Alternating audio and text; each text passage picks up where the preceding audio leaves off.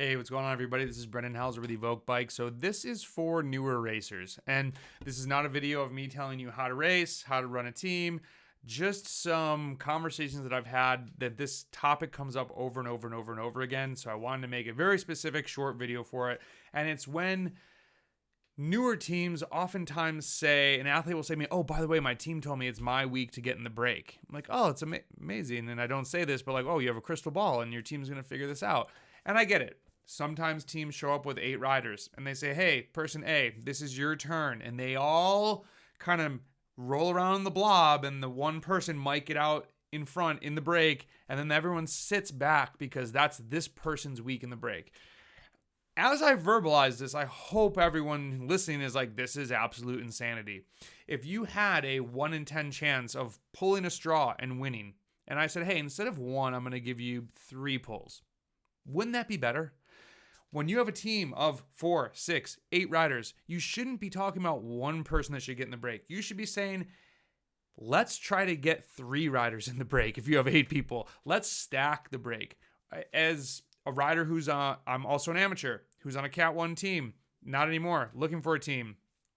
When we go to a race, especially if it's a 1, 2, 3 race where we're going to be stronger, we would never work if there was only one rider in the break. We would never let that happen. We would only stack the break. We would only work in a break if we had 3 riders in it, 2 riders in it, like good numbers.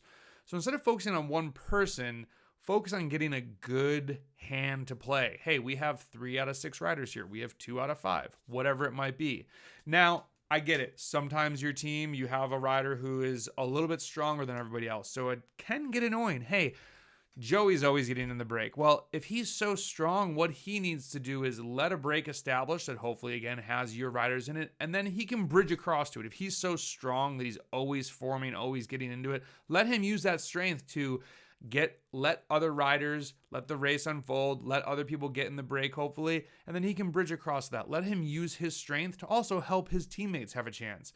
And then, if he's a good teammate, when it comes down to 6 riders, he'll be doing things. He gets his W some week, and then he tries to help other guys from a group of 6. Like, maybe he attacks early, so the other guys have to pull, and then your teammates counterattack.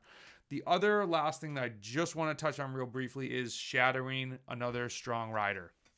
If there is someone very strong and people say, I'm going to mark that rider, I'm only going to mark that rider, really go back and ask yourself, marking the strongest rider, how many times has that helped you win? Probably none.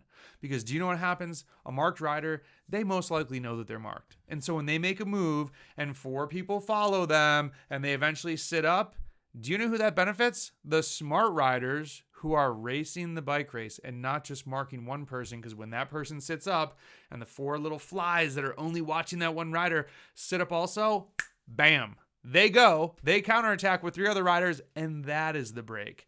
So when there's a stronger rider, you let them use the fact that other people are going to be swarming them to your benefit. You want to be getting away from the strongest rider strategically. Because also, guess who you don't want to be in the break with?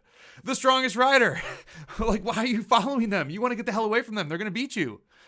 So use the head. You'll win a lot more. Get the dubs. Good luck with the training and racing. Hope this helps you and your team out. Have a great week.